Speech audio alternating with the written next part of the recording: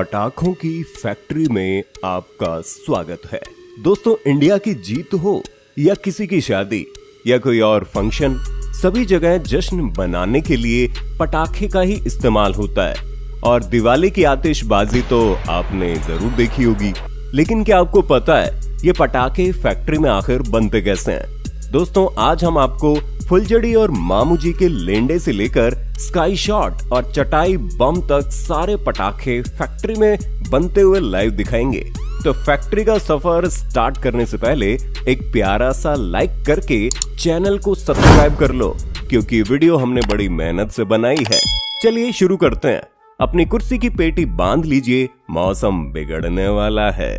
सूतली बम making. दोस्तों, सूतली बम खतरनाक पटाखों की लिस्ट में पहले नंबर पर आता है और ये बम उन पटाखों में से भी एक है जो फूटने के बाद सबसे ज्यादा तेज आवाज करता है और जिंदगी में आपने इसे कभी न कभी जरूर फोड़ा होगा।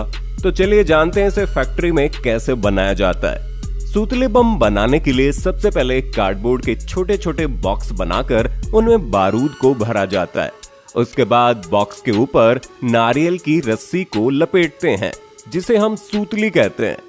और हम आपको बता दें, सूतली बम फोड़ते समय जब बम के अंदर की बारूद जलकर बाहर निकलने की कोशिश करती है, तब यही सूतली अंदर बहुत ज्यादा प्रेशर बनाती है, जिसकी वजह से काफी जोर का धमाका होता है और शायद इसी वजह से इस बम को सूतली बम कहा जाता है। और फिर सूतली लपेटने के बाद उन पर हरा कलर किया जाता है। कलर करने के बाद इन्हें धूप में सूखने के लिए रखा जाता है।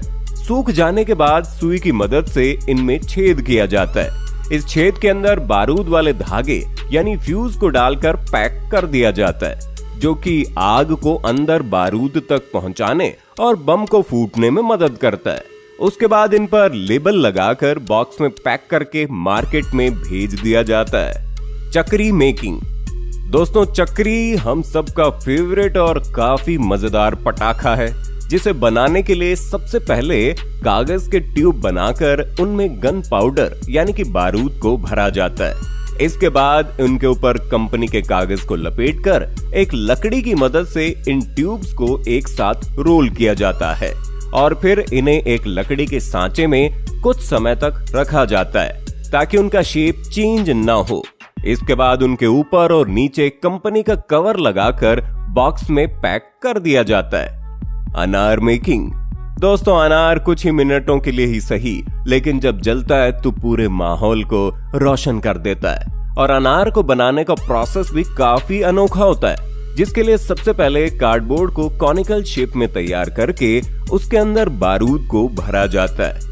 फिर इसके पीछे कार्डबोर्ड का कवर लगाकर मिट्टी से पैक कर दिया जाता है ताकि इसका बेस मजबूत हो जाए और बारूद बाहर ना गिरे। और जब अनार सूख जाता है तो उसके ऊपर होल करके इसके अंदर फ्यूज को फिट कर दिया जाता है।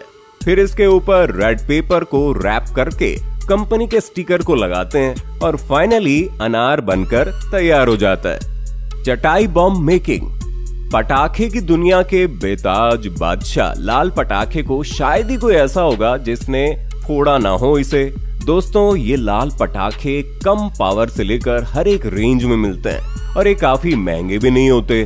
तो चलिए जानते हैं ये आखिर फैक्ट्री में इन्हें बनाते कैसे हैं। सबसे पहले लाल पेपर को इस मशीन में डाला जाता है। ये मशीन इस पेपर को काट के गोल रोल में तब्दील कर देती है। ये रोल 1 फुट तक लंबे होते हैं।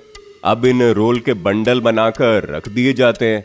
फिर एक कटिंग मशीन की मदद से इन लंबे लंबे पेपर ट्यूब्स को छोटे छोटे पटाखे वाले साइज में कन्वर्ट कर दिया जाता है। इसके बाद इन छोटे छोटे हिस्सों को प्लाईवुड के स्क्वायर सांचे में फिट किया जाता है। फिर मशीन की मदद से इन पटाखों के नीचे वाले हिस्से को पैक कर दिया जाता है।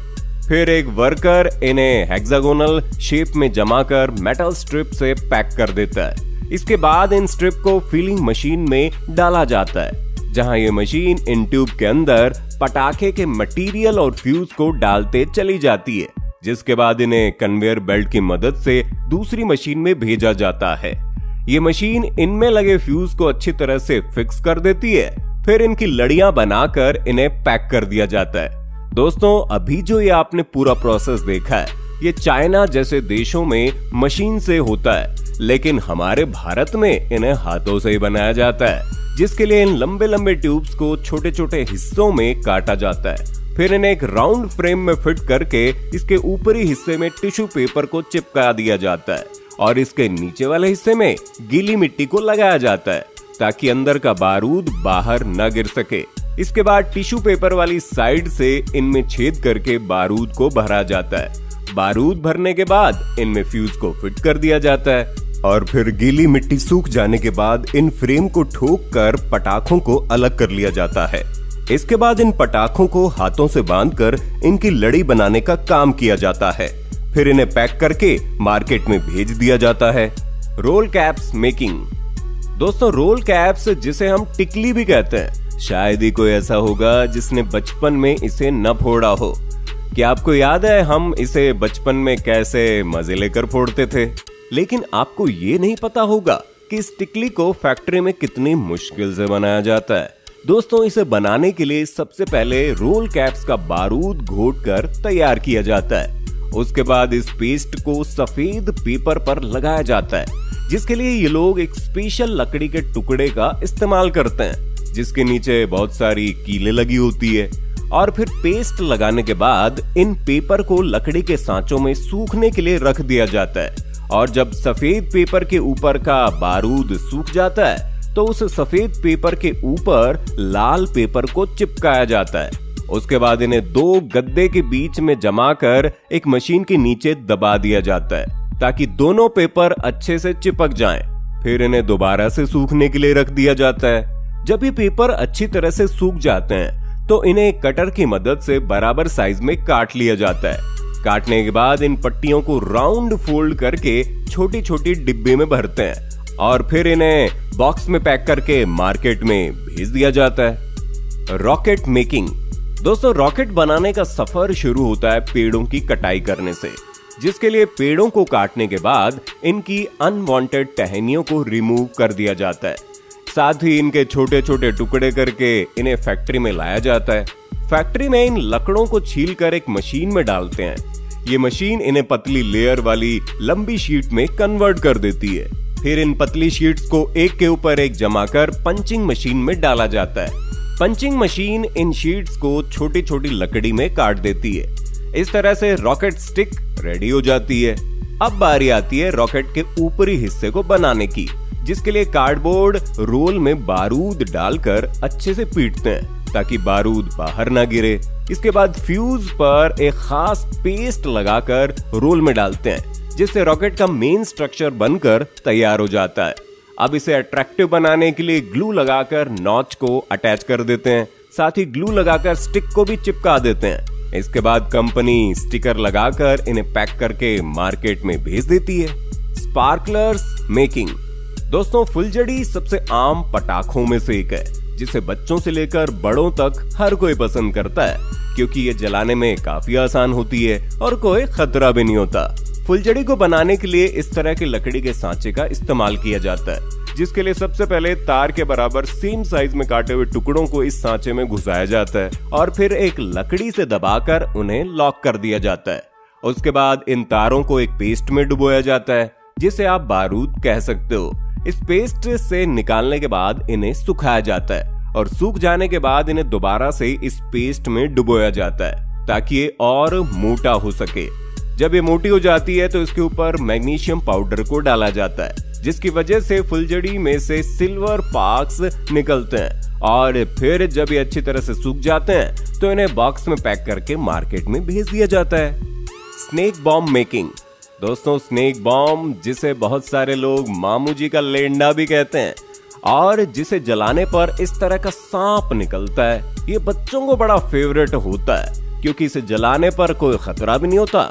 तो चलिए जानते हैं इसे फैक्ट्री में कैसे बनाया जाता है। तो इसे बनाने के लिए सबसे पहले रेड फास्फोरस को एक बास्केट में निकालते हैं और एक बास्केट में चारकोल पाउडर को निकालते हैं।